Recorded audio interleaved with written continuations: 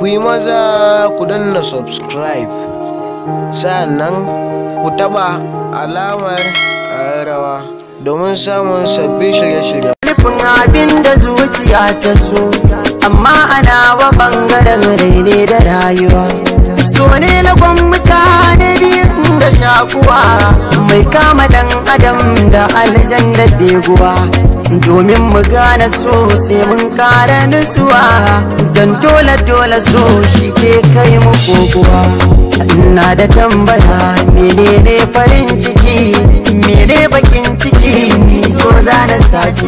Shi so baya duba girma, duk sanadi ya saka fama. Ba talakan garin mu ba basara ke bare hukuma. Shi so da ban yake, malaba koko abba ke. So bai san gari ba zai kai ka ina zama yake. Kalamansa da yawa, kullum sai ta karuwa. Sun kai koli har sun sami kishin ruwa. Ni kai so da kai nake, ina kake? Ina da tambaya gunka da mun yi haduwa.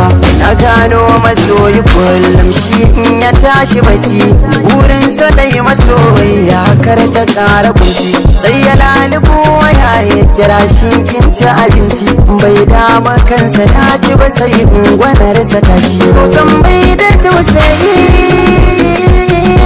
so san bai da tausayi.